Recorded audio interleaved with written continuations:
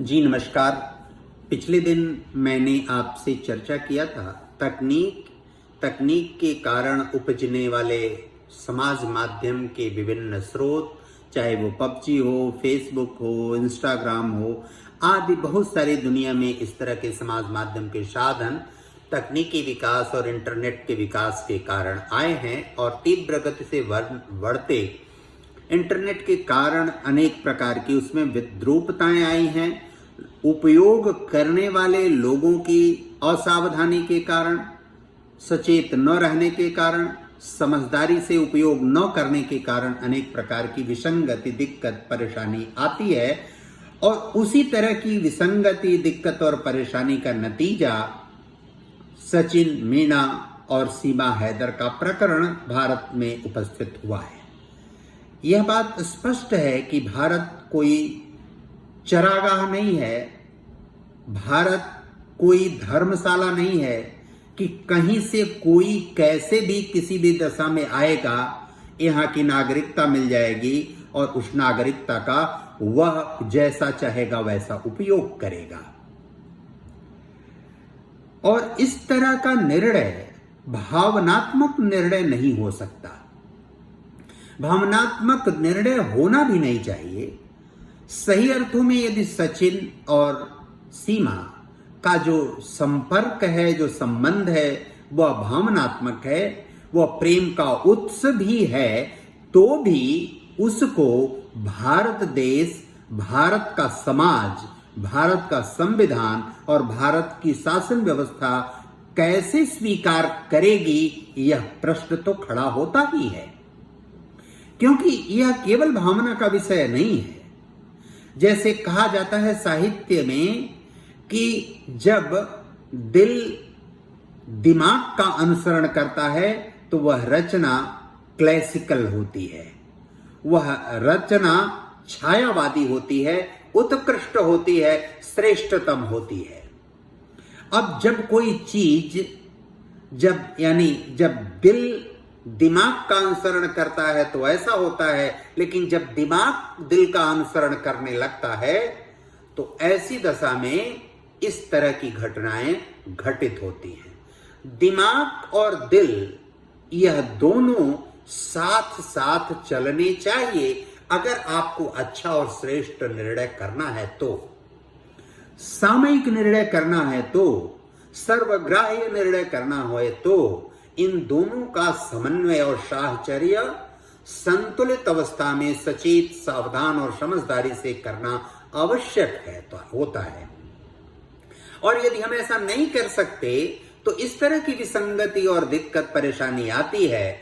हमेशा कोशिश तो यह होनी चाहिए कि दिमाग आगे चले, दिल उसका अनुसरण करे। ऐसा नहीं भी हो पाता है तो कम से कम दिल और दिमाग का साहचर्य, समन्वय तो एक साथ होना ही चाहिए। अनेक बार विसंगति और दिक्कत और परेशानी तभी आती है जब दिल चल पड़ता है और दिमाग उसका अनुसरण करता ही नहीं है, उसमें कोई रोल, कोई भूमिका, कुछ भी नहीं होता, तो ये दिक्कत परेशानी आती है। और केवल दिमाग से जीवन, परिवार, समाज, देश नहीं चल सकता। इस अर्थ में हमको जो बातें कहनी है वो बात यह है कि सचिन और सीमा के प्रकरण को लेकर अनेक प्रकार के समाज माध्यम पर, यूट्यूब चैनल पर, सोशल मीडिया के अन्य बहुत सारे धरातलों पर अनेक प्रकार के दावे, अनेक प्रकार की चीजें की जा रही हैं, लेकिन यह किसी भी सार्वजनिक रूप से चर्चा वार्ता का विषय नहीं है।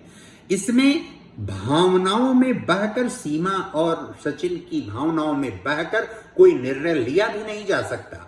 सरकार या शासन व्यवस्था को, संविधान को ऐसा निर्णय लेना भी नहीं चाहिए। किसी को इसके लिए प्रेरित भी नहीं करना चाहिए। सरकार को इसके कारण कोई प्रश्न सरकार के ऊपर खड़ा भी नहीं करना चाहिए। निश्चित रूप से देश के हित में जो निर्णय उचित हो वही निर्णय होना चाहिए। इसमें भावना प्रधान विषय नहीं है। यह केवल दिल का विषय नहीं हो सकता। अनेक प्रकार के प्रश्न खड़े होते हैं। प्रश्न खड़ा होता है कि सीमा हैदर अगर कोई जासूस होती तो वो 4 बच्चों को न लाती।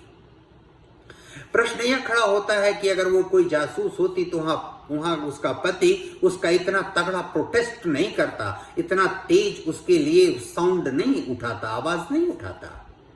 प्रश्न यह खड़ा होता है कि इतना बड़ा रिस्क लेकर अगर वास्तव में उसको प्रेम नहीं होता तो इतना बड़ा रिस्क वो नहीं उठाती।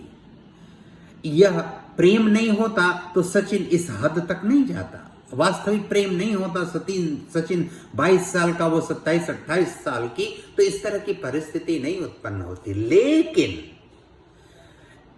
इन सब के बावजूद जो रहस्य रोमांच का विषय है, जो जासूसी जैसा विषय है, जो राष्ट्र की अस्मिता का विषय है, राष्ट्र के संरक्षण, देश के संरक्षण का विषय है, देश की सुरक्षा का विषय है, वो सारा विषय इस पर बहुत भारी पड़ता है।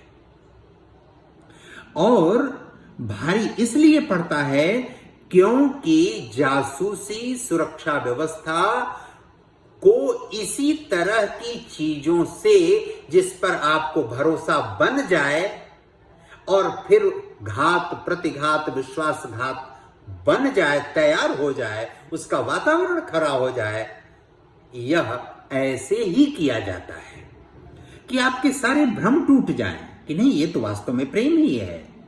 आपके सारे भ्रम टूट जाएं कि इस तरह का कहीं कोई समस्या, इस तरह की कहीं कोई बात हो ही नहीं सकती। ये कारण है, ये कारण है, ये कारण है, ऐसे कारण है, वैसे कारण है। आप अनुमान करते रहिए, अनुमान के पक्ष में अपने तर्क गढ़ते रहिए, विश्वास प्रकट कर दीजिए, लेकिन ऐसा नहीं चलता है।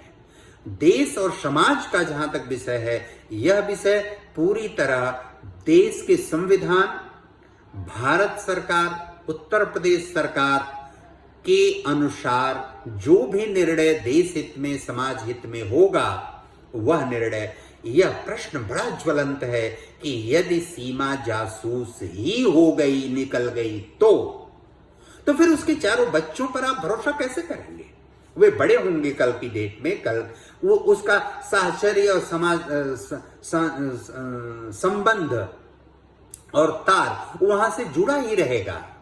और उसके कारण भविष्य में 10 साल, 20 साल, 25 साल बाद किसी प्रकार की विडंबना खड़ी हो गई तो यह 50-50% जो स्थिति है कि वास्तविक संबंध है, तो भी उस वास्तविक संबंध के आधार पर भावनाओं में बहकर इसका निर्णय नहीं हो सकता।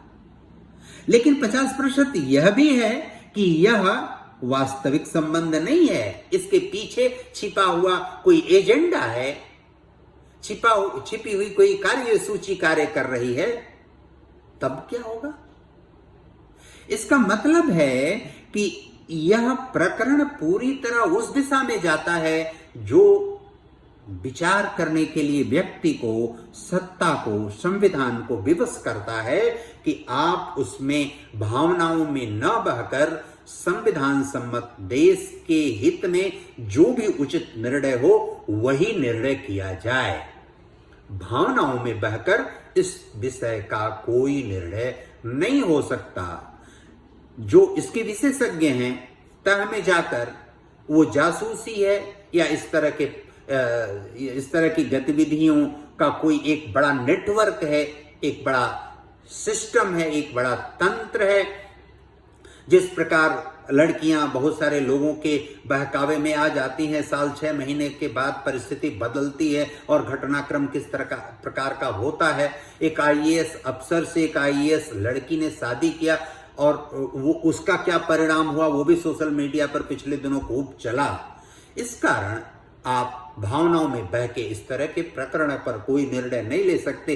पूरी तरह भारत के संविधान, देश के नेतृत्व, उत्तर प्रदेश की सरकार, इन सब को मिलकर अपना यथेष्ट, उचित, तर्क सम्मत, नीति सम्मत, नियम सम्मत, संविधान सम्मत निर्णय करना चाहिए, निर्णय करने देना चाहिए। उस निर्णय को प्रत्येक जन समुदाय को, भारत के प्रत्येक नागरिक को सहजता से स्वीकार करना चाहिए। मैं अपने दूसरे भाग में यही निवेदन करना चाहता हूं। धन्यवाद। नमस्कार सभी को।